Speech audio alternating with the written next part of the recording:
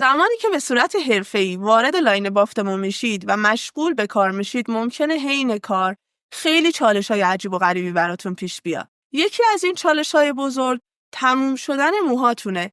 امروز میخوام اون چالش رو براتون برطرف کنم. حالا اگر متوجه منظور من نشدی، تا انتهای ویدیو همراه من باش.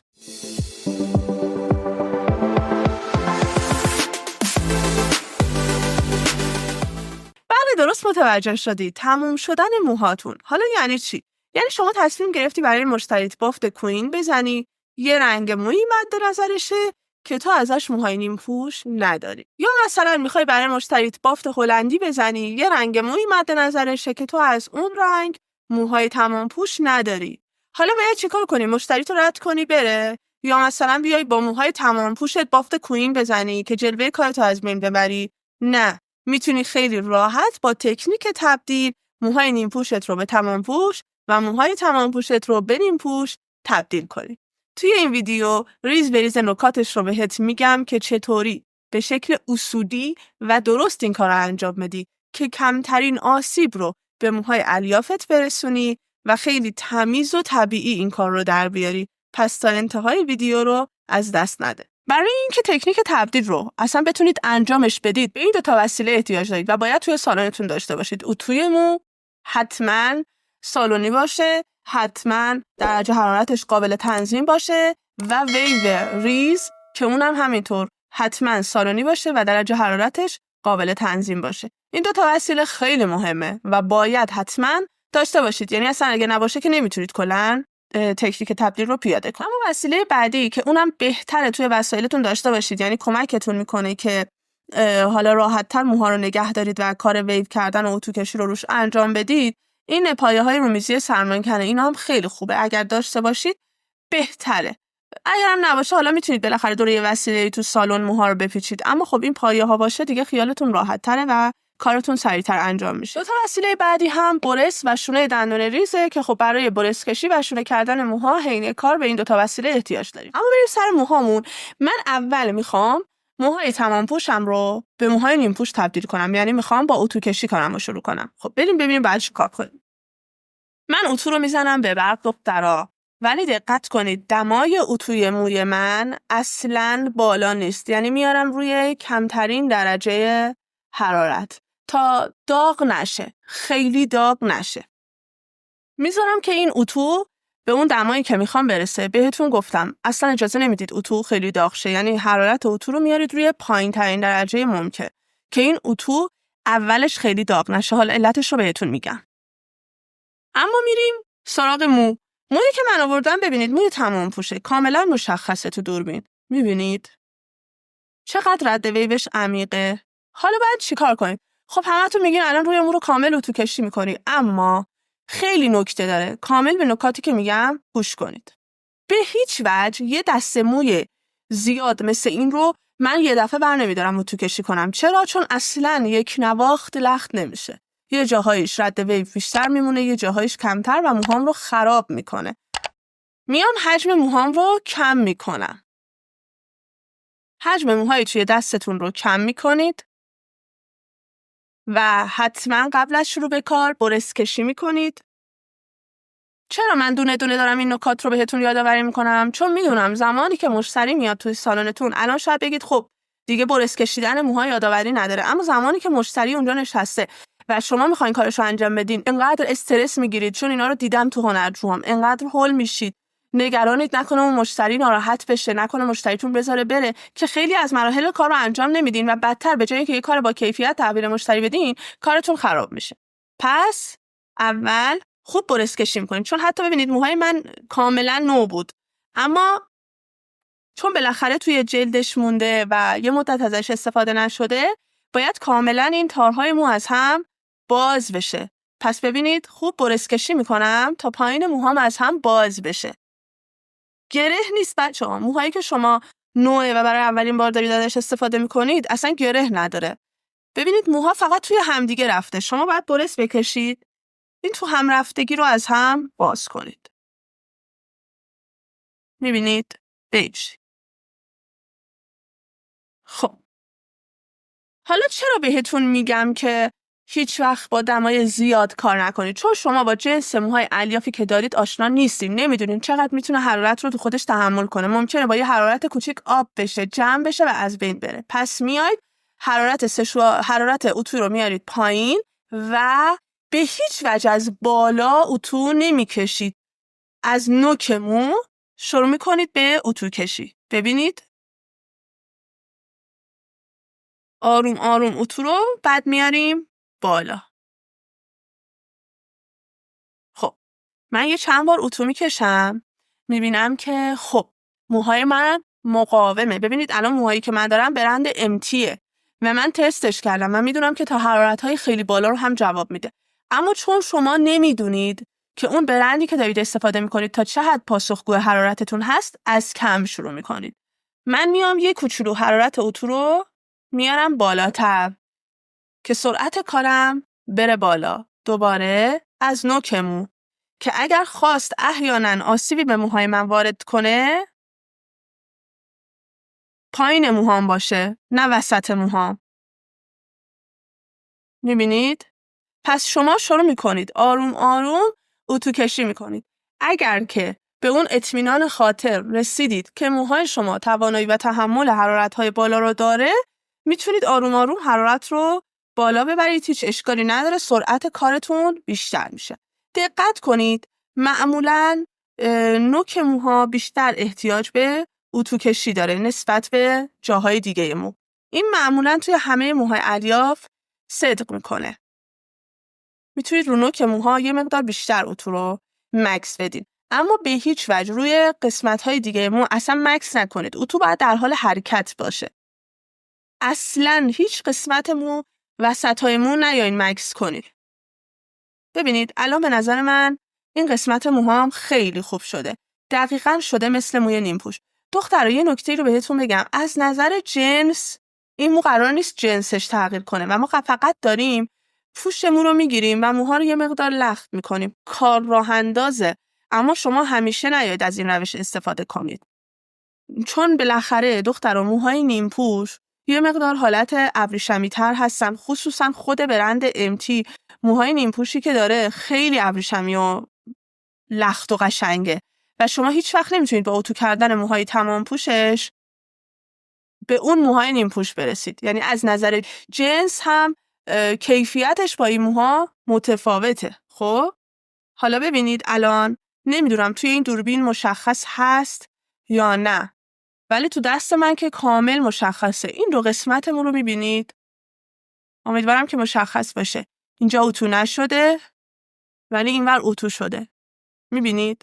یه دلیل دیگه ای که بچه‌ها میگم یه دفعه دمای اتو رو بالا نبرید، چون قبلا تو توضیحات موها که من لینکش رو اینجا براتون میذارم کلا موها رو بهتون معرفی کردم. اونجا گفتم بچه‌ها موهای نیمپوش هم از اسمش مشخصه، نیمپوش یک مقدار رد ویو روش هست. اگر شما یه دفعه بیاید حرارت اتوی مو رو بالا ببرید، اصلا یه موی خیلی خوب و با کیفیتی هم دارید، خب ولی وقتی میاین یه دفعه اون حرارت رو بالا میبرید، یه دفعه مو کامل لخت میشه و میشه اون موی لختی که من بهتون گفتم خیلی مناسب کار ما نیست. خب پس ما نمیخوایم موهامون انقدر لخت بشه، ما فقط میخوایم یه مقدار لختش کنیم، اون رد ویو توش باشه اما محو‌تر بشه و خیلی شدید نباشه. ببینید یکم که اتو میکشم، برس میکشم و دوباره سعی میکنم نوک موهام رو بیشتر اتو بکشم. حالا این تیکه وسط موهام مونده که این تیکه وسط رو هم الان من اتو میکنم. اصلا دستم رو ثابت نگه نمیدارم، حرکتش میدم. یه نکته‌ای که باید دقت کنید، اگر شما یک نواخت این کار انجام ندید، ببینید وقتی موها رو تو دستتون میگیرین یه جاهایی پف بیشتری داره، یه جاهایی کمتر، دوباره یه جاهایی بیشتر خوابیده موها، یه جاهایی انگار که زیر دستتون یه چیزی قرار داره. بچه‌ها کاملا باید یک نواخت بشه موهاتون. یعنی وقتی حالا نمیدونم توی فیلم میدونم که این مشخص نیست، باید خودتون انجامش بدین، باید تمرین کنید، باید خودتون لمس کنید این چیزا رو. ببینید وقتی تو مو دست میکشید باید موهاتون کاملا یک نواخت باشه. اما وقتی شما بیاین موهای تمامپوش رو یه جاش رو خیلی اتو بکشید، اونجا مو میچسبه به هم و جاهای دیگه ای که کمتر اتو کشیدید پفدار وای میسته. پس این کار رو به صورت یک نواخت و درست انجام بدین. برای اینکه این کار یک نواخت بشه حتما حین کارتون هی برس کشی بکنید که این موها جابجا بشه با هم. و این جابجا شدن باعث میشه مثلا اون موهایی که وسط رفته و خوب حرارت بهش نخورده بیاد رو، مجدد حرارت بخوره و این موها خودش با هم جابجا بشه. ببینید هر دفعه من اتو رو میبرم وسط موها.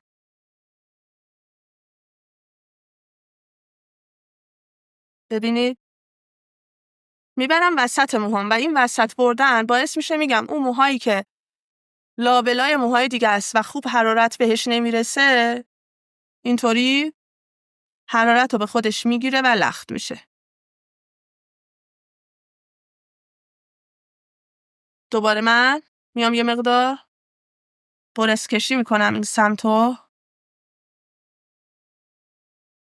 ببینید الان من این مو رو اتو کشی کردم و نتیجه کار رو میبینید حالا. و این موهای تمام پوشیه که اتو کشی نشده. حالا نمیدونم توی دوربین چقدر مشخصه. ببینید این مو اتو کشی نشده. خب و این مو کامل اتو کشی شده. کامل نه بچه‌ها، نمیخوام بگم کامل. هنوز رد ویو توی این مو هست. دقیقاً مثل موهای نیم پوش. ما یک مقدار اتو کشی کردیم به اندازه‌ای که یک مقدار رد ویو در خودش نگه داره و بتونیم باهاش بافت بزنیم. اما دیگه مثل این موهای تمام پوشمون اون پف زیاد رو نداره و ازش گرفتیم. حالا بریم ببینیم چجوری و با چه تکنیکی باید موها رو تمام پوش کنیم. خب ببینید حالا چجوری موهامون رو تمام پوش میکنیم. من دستگاه ویوم رو به برق زدم و باز هم حرارتش رو خیلی بالا نبردم و آروم آروم حرارتش رو بالا میبرم. من میام از پایه رومیزیم کمک میگیرم. پایه رومیزیم رو روبروی خودم، حالا هر جایی که باهاش راحت ترم نصبش میکنم. ببینید من این پایه رو اینجا محکمش میکنم برای اینکه بتونم موهام رو روش نگه دارم. خب ببینید میچرخونم فقط برای اینکه این موهام رو من نگه دارم اینجا و دیگه تکون نخوره. حالا 3 دور میچرخونم که قشنگ محکم شه. خب ببینید کامل موهام محکم شد. حالا من میخوام این موهام رو تمام پوشش کنم دیگه، یعنی باید ویوش رو خیلی بیشتر کنم. میام قشنگ چرا با شونه دندون ریز کشیدم روش؟ برای اینکه این مو کامل ببینید پخش بشه. وقتی مو کامل باز میشه و پخش میشه تمام مو یک دست ویو میخوره. حالا دیگه ویو بچه‌ها نمیتونیم بگیم از پایین شروع کنید بزدن. پس اگر با جنس موهاتون آشنایی ندارید اصلا حرارت ویو رو بالا نبرید، چون شما ویو رو نمیتونید دیگه از پایین بزنید، فقط میتونید سریع ردش کنید. ببینید من چون میدونم که موهام تحمل این حرارت رو داره قشنگ نگه میدارم که خوب ویو بخوره و آروم آروم میبینید شونمو جلوی ویو میارم پایین.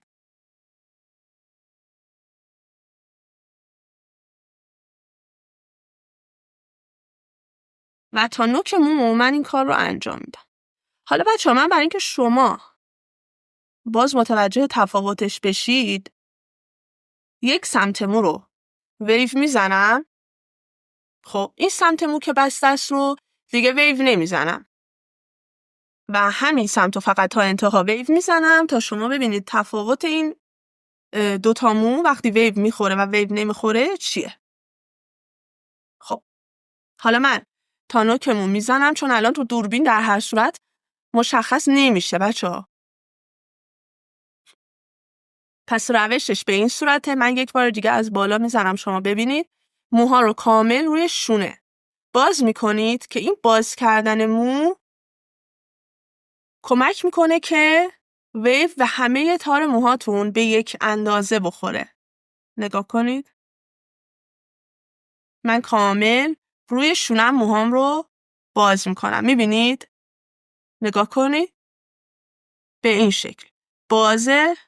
خب و این ویو رو میذارم روی مو و فشار میدم. حالا هر چقدر دوست دارید که پوشتون عمقی تر باشه، موهاتون حجم بیشتری بگیره، خب بیشتر باید نگه دارید و بیشتر فشار بدید. اگر نه دوست دارید که سطحی رد بشید، خیلی نمیخواید پف بگیره موهاتون،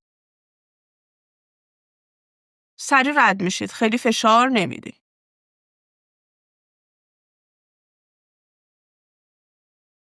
ببینید به همین ترتیب تا پایین مو من میام. هر جا که رسیدم به این شونه، آروم شونه رو میکشم به سمت پایین و دستگاه ویو رو پشت سرش میکشم.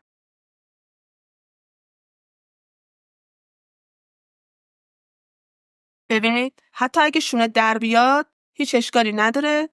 دستگاهم رو جدا میکنم از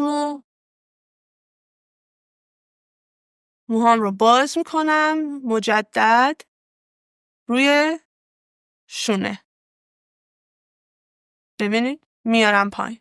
دقت کنید زمانی که مو هنوز داغه اصلاً به هیچ وجه شما دیگه نیاین روش دوباره شونه بکشید یا بکشیدش. بذارید این حالت رو بگیره به خودش و بعد اگر میخواین شونه کشی انجام بدین انجام بدین.